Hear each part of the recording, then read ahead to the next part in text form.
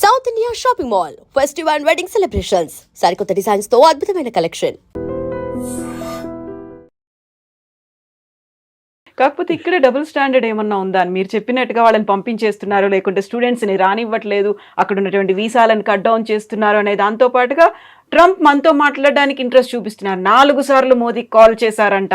ఇలాంటి వార్తలు కూడా ఇవాళ ట్వీట్ చేశారు కదా ట్రూత్ సోషల్లో, నేను మోదీతో మాట్లాడబోతున్నాను next week and I'm very happy to will do the trade deal with India very soon అన్న. నవంబర్ డెడ్ లైన్ మనం ఆల్రెడీ పెట్టుకున్నాం ముందే. పీయూష్ గోయల్ గారు ఎన్నోసార్లు చెప్పారు that we will finish the deal by November. ఎందుకంటే ఇంత పెద్ద డీల్ని మనం ఈజీగా ఫినిష్ చేయాలి. మనం ఈయూతోని మనకు ఇంకా నడుస్తుంది నెగోసియేషన్స్. యూకేతోని మనకి 3.5-4 సంవత్సరాలు పట్టింది యూకేతో ఎఫ్టీఏ కోసం, ఫ్రీ ట్రేడ్ అగ్రిమెంట్ కోసం. Most of the products India నుంచి వెళ్ళేది యూకేకి ఇప్పుడు 0%లో వెళ్తుంది. ట్రంప్ ఏమంటున్నాను, నేను 0% చేయలేను, మీరు నాకు 0% ఇవ్వాలి అంటే కస్టమ్స్ డ్యూటీ 0. నేను ఎందుకు చేయలేనంటే మాకు కాంగ్రెస్ నుంచి అప్రూవ్ తీసుకోవాలంటే వాళ్ళ పార్లమెంట్ నుంచి అప్రూవల్ తీసుకోవాలి, వాళ్ళు ఇవ్వరు. సో మినిమం నాకు 10-15% పెట్టాల్సి వస్తుంది. That is what 15% is. అది ముందు 5 ఉండే, తర్వాత 10 చేసింది, ఇప్పుడు 15, 25, మన దగ్గర 50 వేసింది. అగైన్ రష్యన్ ఆయిల్ గురించి మాట్లాడుతున్నప్పుడు సేమ్ ప్రాబ్లం. రష్యన్ ఆయిల్ని మనం ఇంకా కొంటామని చాలా క్లియర్గా ప్రధానమంత్రి చెప్పలేదు, కానీ మిగతా అందరూ మాట్లాడుతూ చెప్పారు. జయశంకర్ గారు కానీ మిగతా ఫారిన్ మినిస్టర్ మాట్లాడుతూ we will buy oil from the best source possible. ఎందుకంటే మాకు ఎంత తక్కువ రేట్లో వస్తే అంత మంది మేము అమ్ముతాము. మేము will not by expensive oil. US ఏమంటున్నారు, మా దగ్గర నుంచి ఆయిల్ షేల్ ఆయిల్ ఉంటుంది వాళ్ళ దగ్గర నుంచి దాట్ ప్రోడక్ట్ కాస్ట్ ఎక్కువ ఉంటుంది షేల్ ఆయిల్ది. అది కూడా distance of shipping it. US నుంచి ఇండియాకి తీసుకురావాలంటే ఆయిల్ మీకు వెస్ట్ ఏషియా నుంచి దగ్గర పడుతుంది. రష్యా నుంచి కూడా ఈజీగా తెప్పించుకోవచ్చు, ప్రాబ్లం లేదు, పెద్ద డిస్టెన్స్ ఏం లేదు. ఎందుకంటే రష్యాకి డిఫరెంట్ పైప్ లైన్స్ ఉన్నారు. మన గ్వాడర్ పోర్ట్ మన ఇరాన్లో డీల్ చేస్తున్నాం చూడండి. We're planning to bring the oil there. అక్కడి నుంచి మనం ఇక్కడ తీసుకురావడానికి భారతదేశం 2 రోజులు వచ్చేస్తుంది షిప్, మిగతాది 6 రోజులు 7 రోజులు తీసుకుంటుంది అనమాట. So it's all a big process. కానీ మన దగ్గర ఉన్న మీరు అడిగిన స్టూడెంట్స్ అడిగారు, ఇట్స్ ఎ డిఫరెంట్ థింగ్. అది దానికి పెద్ద ప్రాబ్లం ఉంది, లేదని చెప్పలేము. మన దగ్గర ఎస్పెషల్లీ తెలుగు స్పీకింగ్ స్టేట్స్లో యూఎస్కి వెళ్ళడం అనేది ఒక పెద్ద ఫ్యాడ్. యూఎస్కి వెళ్ళకపోతే వాడు యూజ్లెస్ ఫెలో. అమ్మాయి అయినా అబ్బాయి అయినా వాళ్ళు పనికిరారు. ఇక్కడ ఉన్న వాళ్ళు ఈవెన్ యూరోప్కి వెళ్ళి జర్మనీకి వెళ్తే కూడా నో యూఎస్కి వెళ్ళలేదు కదా, నువ్వు ఫినిష్డ్. చదివారా, అక్కడ ఉద్యోగం చేస్తారు, అక్కడ పెట్రోల్ బంక్లో సూపర్ మార్కెట్లో పనిచేస్తారు. ట్రంప్ ఏమంటున్నారు, మీరు చదవడానికి వచ్చారు, చదవండి, దాని తర్వాత వెళ్ళిపోండి. ఆప్షన్లో ఓపీటీస్ ఉన్న ట్రైనింగ్ ఉంటుంది, ఇంకా 2 సంవత్సరాలు ఉండొచ్చు కావాలంటే. మిస్యూజ్ చేస్తున్నారు, అందరూ అనట్లేదు, సర్టన్ పర్సంటేజ్ వాళ్ళు.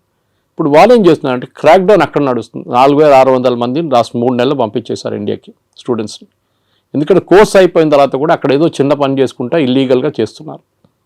ఎవరైనా అమెరికన్ వర్కర్కో లేకుంటే లీగల్ వర్కర్కి $10 ఇవ్వాలంటే గంటకి, మన వాళ్ళు వెళ్ళి $5 పనిచేస్తారు. సో దట్ ఇస్ మొన్న మీరు కూడా వెళ్ళొచ్చారు యూఎస్కి, you know the situation. It is like that. అది ఎప్పటి నుంచో అట్లా ఉంది. దాని తర్వాత ఎట్లయినా గ్రీన్ కార్డ్ ఒకటి వచ్చిన తర్వాత దానికోసం వెయిట్ చేస్తారు. దాని తర్వాత సిటిజన్షిప్ నెక్స్ట్. ఇది వీ షుడ్ ఒక కంట్రీకి వెళ్ళినప్పుడు, ఇప్పుడు మనం బంగ్లాదేశ్ వాళ్ళని రోహింగ్యాలను తిట్టుకుంటాం ఇక్కడ, వాళ్ళు వచ్చి మన దగ్గర వచ్చి మొత్తం మన ఉద్యోగం తీసుకెళ్ళిపోతున్నారు, మన ఇక్కడ మన భారతదేశం ఏంటో ధర్మశాల అనేది అంటాం మనం. యుఎస్ కూడా అదే అంటున్నారు, మా సిటిజన్స్ ఉన్నారు, వాళ్ళకు ఉద్యోగం కావాలి, మీరు వచ్చి తీసుకెళ్ళిపోతున్నారు అని ట్రంప్. ఎందుకంటే ఆయన ఎలక్షన్ క్యాంపెయిన్ దాని మీద ఉండే, make America great again, American jobs protect చేస్తాం. సో న్యాచురల్లీ ఆయన చేస్తారు అది. కానీ మన దగ్గర ఏముండాలంటే high end skills, chip design ఉండొచ్చు, ఏఐ బేస్డ్ వర్క్ ఉండొచ్చు, రోబోటిక్స్ ఉండొచ్చు. దాంట్లో హై అండ్ వర్క్ చేసేటోళ్ళని ఇప్పుడు అడుగుతున్నారు. వాళ్ళంతా మిగతా లో అండ్ మాకు వద్దు. ఇది దుబాయ్లో కూడా జరిగింది. 70s, 80s, 90s up to 2000 దుబాయ్లో కన్స్ట్రక్షన్ బూమ్ ఉండే. వర్కర్లు కావాలి, సిమెంట్ హ్యాండిల్ చేసే మిక్సర్స్ కావాలి, అట్లనే సెంటరింగ్ చేసేటోళ్ళు కావాలి, ప్లాస్టరింగ్ చేసేటోళ్ళు కావాలి, ఎలక్ట్రీషియన్స్ కావాలి. ఇప్పుడు ఆ ఫేస్ అయిపోయింది దుబాయ్లో. The construction face is over. Now the maintenance face is going on. నడిపించడానికి మనుషులు కావాలి.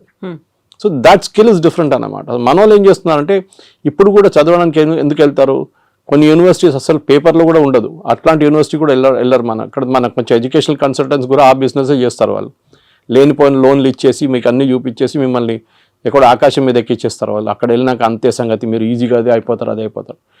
అది ఎప్పుడు యూఎస్ పాపులారిటీ తగ్గిందో, టఫ్ అయిపోయినప్పుడు కెనడా మొదలుపెట్టారు. కెనడాకి పాపులేషన్ తక్కువ, వాళ్ళకి మనుషులు కావాలి అక్కడ. So naturally they are asking, ఇండియన్స్ని అలౌ చేస్తున్నారు, చాలా మటుకు వెళ్తున్నారు అక్కడ కూడా. కానీ అక్కడ కూడా ఒక బ్యాక్ లాష్ వచ్చేసింది. ఇప్పుడు మనం ఆస్ట్రేలియాలో చూసాం, ప్రొసెషన్ తీశారు ఆస్ట్రేలియన్స్ మీరు వినుంటారు టీవీలో వచ్చినా అని. వాళ్ళు ఏమంటున్నారు, ఇండియన్స్ని పంపించేసేయండి, మాకు వీళ్ళు వద్దు ఇక్కడ అని.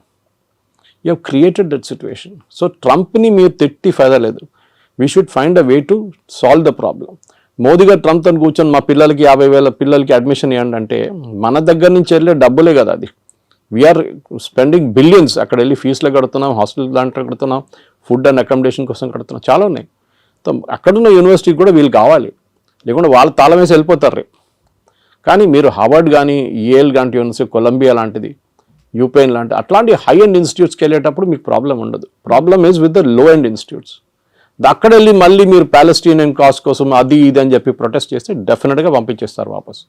ఇప్పుడు మీ సోషల్ మీడియా యాక్టివిటీస్ కూడా మనం దీని గురించి ముందు కూడా మాట్లాడాం. ఇక్కడ నుంచి వెళ్ళే పిల్లల సోషల్ మీడియా యాక్టివిటీ కూడా చెక్ చేస్తున్నారు. కొంతమంది డిలీట్ చేసేస్తున్నారు వాళ్ళ పాత యాక్టివిటీని.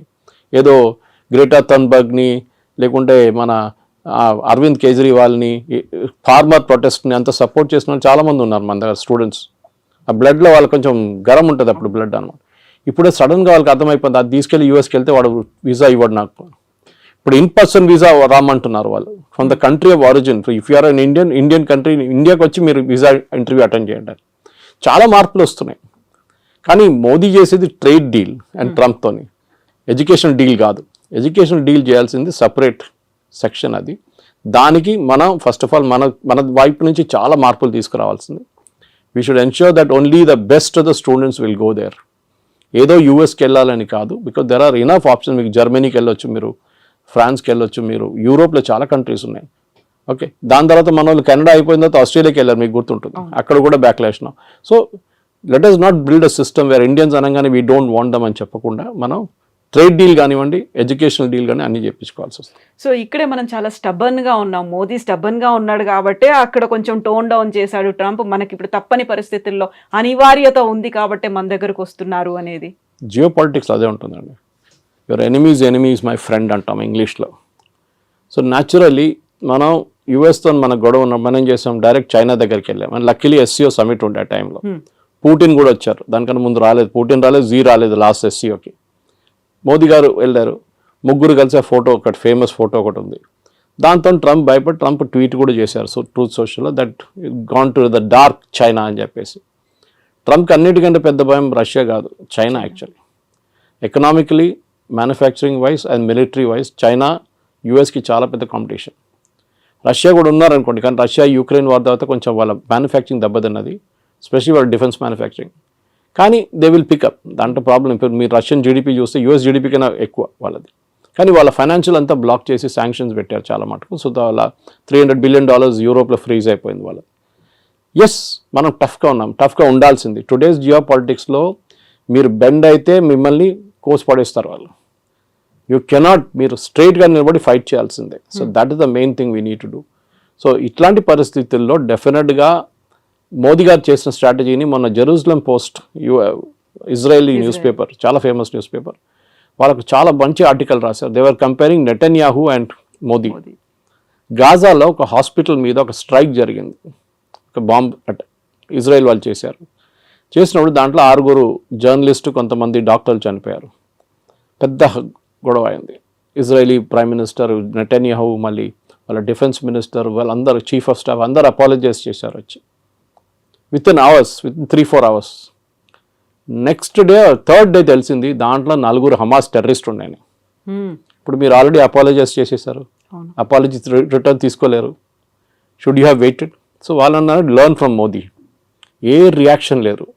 ట్రంప్ అదన్నారు, ఇదన్నారు, తిట్టారు, అది అన్నారు, మోదీ ఫోన్ చేయట్లేదు అన్నారు, నేను అది చేస్తాను అన్నారు. Not even a single word. దానికోసం ఇంగ్లీష్లో అంటారు పిక్చర్ స్పీక్స్ 1,000 words అని. ఆ ఫోటో పెట్టేసి ఖతం చేస్తే మొత్తం ఇంపాక్ట్ వచ్చేస్తుంది అంత. సో ట్రంప్ దానికోసం దిగొచ్చారు. ఎందుకంటే ట్రంప్కి ఇప్పుడు రష్యా, చైనా కలిసే ప్రాబ్లం లేదు, వాళ్ళు న్యాచురల్ అలైస్ వాళ్ళు. కానీ అదే ఎందుకంటే ఇద్దరు డిక్టేటర్షిప్స్. మన దగ్గర అట్లా కాదు, మన దగ్గర డెమోక్రసీ ఉంది. So natural and this market, 140 కోట్ల మంది ఉన్న మార్కెట్ ఇస్ హ్యూజ్ మార్కెట్, చాలా పెద్ద మార్కెట్. సో అట్లాంటి పరిస్థితుల్లో మన దగ్గర ఉన్న నాలెడ్జ్, మన దగ్గర ఉన్న టెక్నాలజీ అడ్వాంటేజ్, మన దగ్గర ఉన్న సైంటిఫిక్ పూల్, స్టెమ్ కానీ స్టెమ్ లాంటి కోర్సెస్ మన దగ్గర ఉన్నప్పుడు, మనలాంటి ఐఐటీస్, మనలాంటి ఐఐఎమ్స్ ఉన్నప్పుడు డెఫినెట్గా ఇండియా ఇస్ ఫార్ అహెడ్. చైనాతో కాదు, but we're far ahead of other countries, మిగతా కంట్రీస్తో పోలిస్తే. కానీ ఎస్, చైనాతో మనకి ఇంకా చాలా క్యాచింగ్ అప్ ఉంది. ఎస్పెషల్లీ మ్యానుఫ్యాక్చరింగ్లో మనం 30 సంవత్సరాలు బిట్వీన్ 1970 అండ్ 1991 మనం we lost a lot of time 60 నుంచి 90 దాకా మన మ్యానుఫ్యాక్చరింగ్ పెద్దగా దెబ్బతింది. మన ఈ సోషలిస్ట్ మోడల్కి వెళ్ళి రష్యన్ మోడల్ తీసుకొని పెద్ద పెద్ద స్టీల్ ప్లాంట్లు అన్నీ కట్టాం. That has become useless now. So anyway that's a different debate. కానీ మీరు అడిగిన ప్రశ్నకి ట్రంప్తోని టఫ్గా ఉండాల్సిందే. ఎక్కడికి ఎవరెవరు టఫ్గా ఉంటారో వాళ్ళతో ట్రంప్ దిగొస్తారు. చూసాం మనం దీనికన్నా ముందు కూడా. వేరస్ మెక్సికో లాంటి దేశం ఆయన అన్నారు, మనకు చాలా డ్యామేజింగ్ స్టేట్మెంట్ ఇచ్చారు ట్రంప్. డాన్స్ చేస్తే వాళ్ళు డాన్స్ చేస్తారు, నేను డాన్స్ చేయమంటే కూర్చోమంటే కూర్చుంటారని. Is telling a president of another country. ఆలోచించండి, నేను ఏం కావాలంటే చేస్తే మీరు చేస్తారు నా కోసం. ఎందుకంటే ఒకసారి చేశారు, టారిఫ్ తగ్గించామని తగ్గించేస్తాం. మనం sorry we will not do it. మనకు కూడా ఒక ఆత్మగౌరవం ఉంటుంది, ఒకటి ఈగో ఉంటుంది, మనకి హెల్దీ ఈగో ఉండాలి అంతే. So we will not do it as a nation. ఇప్పుడు మోదీ గారికి చాలా ఈజీ ఉండే, అన్నిటి ఎగ్రీ అని చెప్పి సంతకం పెట్టేసి అయిపోతుండే, ఈ శాంక్షన్స్ ఏమో లేకపోతుండే. కానీ లాంగ్ టర్మ్లో డ్యామేజ్ వస్తుండే మనకి. ఆ లాంగ్ టర్మ్ డ్యామేజ్ ఇప్పుడు ఉండదు. And that is the main thing. Long term damage పక్కన పెట్టేసి we have to now take care of. సరే ట్రంప్ దిగొచ్చారు కదా, మనం కూడా మాట్లాడదాం. మనం కూడా ఇప్పుడు లేదు గుర్రం మీద కూర్చొని నేను మాట్లాడలే అని చెప్తా, అట్లా కాదు కదా. So elephant and dragon are dancing అని చెప్పి ట్రంపే చెప్పారు. అండ్ డెఫినెట్లీ ఈ యొక్క troika of power Russia, China, ఇండియాది మనం దాన్ని డైల్యూట్ చేయకూడదు. ట్రంప్ ఇవాళ చెప్పారు, మళ్ళీ రేపు ఇంకేదో చెప్తారు. మళ్ళీ US can never be trusted. 71 వార్లు అదే చేశారు. మళ్ళీ దాని తర్వాత పోఖ్రాన్ 2 చేసినప్పుడు వాజ్పేయి గారు ఉన్నప్పుడు అదే మన మీద శాంక్షన్స్ పెట్టారు, నాట్ టారిఫ్స్ కాదు. అంటే మీరు ఒక ప్రోడక్ట్ కొనలేరు, అమ్మలేరు, ఆ పరిస్థితికి వచ్చేసాం మనం కంప్లీట్గా. మన క్రయోజెనిక్ ఇంజిన్స్ కావాలంటే మొత్తం ఆపేశారు. నంబి నారాయణ గారిని కేసులు ఇరికిచ్చారు యుఎస్ వాళ్ళు, సిఏ యూజ్ చేసి. పాపం ఆయన ఎందుకు ఆ ప్రాజెక్ట్ డిలే చేయడానికి, ఎందుకంటే వివర్ పోఖ్రాన్ చేశామని చెప్పేసి. దాని తర్వాత చూడండి, ఇప్పుడు Vajpayee refuse to bend. George Fernandes ఆ టైంలో దానికన్నా ముందు కోకోకోలాని బయట తరిమి కొడితే థమ్స్అప్ గ్రో అయింది అప్పుడు. ఇప్పుడు కూడా Thums Up is #1 Indian brand. So అట్లా చాలా ఉంది. కొంతమంది అన్నారు KFC బాయ్కాట్ చేద్దాం, మన మెక్డానల్డ్స్ బాయ్కాట్ చేద్దాం, పెప్సీ తాగొద్దు, కోక్ తాగొద్దు. That's all childish. అది కాదు చేస్తే, అది మనం బంగ్లాదేశ్లో కూడా చూసాం అట్లాంటి ప్రొటెస్ట్ అంతా. మన దగ్గర మెచ్యూర్గా రియాక్ట్ కావాలి. Modi garu is dealing in very very mature manner. ఇది అయిపోయిన తర్వాత డెఫినెట్గా yes we should negotiate. And నెగోషియేషన్లో మోదీ ఈజ్ ఛాంపియన్. ట్రంపే చెప్పారు అది. గుజరాతీతో బార్గెన్ చేయడం అనేది అంత ఈజీ కాదు. And Piyush Goyal is no less chartered accountant. He knows, ఆయన మినిస్ట్రీ ఆయనకు చాలా బాగా తెలుసు. కానీ it is not his own decision. ఆయన డిసిషన్ ఒకటే కాదు కదా, it is a cabinet decision. So డెఫినెట్గా ఎన్నోసార్లు తిరిగి వచ్చారు, definite we will go half వే. వాళ్ళు కూడా హాఫ్ వే రావాల్సింది. మన అన్నిటికీ మనం ఎస్ చెప్పాం, కొన్నిటికి మనం ఎస్ చెప్తాం, వాళ్ళు కూడా కొన్నిటికి ఎస్ చెప్పాలి. మనకు కూడా యాక్సెస్ కావాలి యూఎస్ మార్కెట్కి. ఎవరో వచ్చి చెప్పారు ఐటీ మీద ట్యాక్స్ పెడుతున్నారు, it's non sense thing. IT is not done that way. వీళ్ళకి అర్థం కాదు, మాట్లాడుతున్నారు కూడా అర్థం కాదు. ఎందుకు ఫార్మా మీద ఎందుకు పెట్టలేదండి 50%? వాళ్ళకి అవసరాలు ఉన్నాయి. అది ఇప్పుడు మీరు ఐటీ కంపెనీస్ మీద పెడితే ఏమవుతుంది, వాళ్ళ ప్రోడక్ట్స్ ఎక్స్పెన్సివ్ అవుతుంది, మనకు ప్రాబ్లం లేదు. టారిఫ్ ఎవరు కడుతున్నారు? అమెరికన్ కన్జ్యూమర్ కడుతున్నారు. ఇప్పుడు ఇండియన్స్ కట్టలేదు, చైనీస్ కట్టట్లేదు. So this is the main thing we need to understand. So ఇవాళ పొద్దున కూడా డిబేట్లో అడిగినప్పుడు ఇంకో ఛానల్ అడిగారు, 50% ఇది మళ్ళీ పెడితే ఏమవుతుంది ఐటీ అని. ఏం కాదు. మైక్రోసాఫ్ట్ 2 లక్షల స్క్వేర్ ఫీట్ తీసుకున్నారు మన ఫైనాన్షియల్ డిస్ట్రిక్ట్లో, వాళ్ళ మెయిన్ క్యాంపస్ పక్కన. ఎందుకు తీసుకుంటారండి? They see a growth there. And అమెరికాకు ఒక్కటే కాదు కదా ఈ సాఫ్ట్వేర్ ఎక్స్పోర్ట్స్ వెళ్ళేది, లోకం మొత్తం కొంటున్నారు.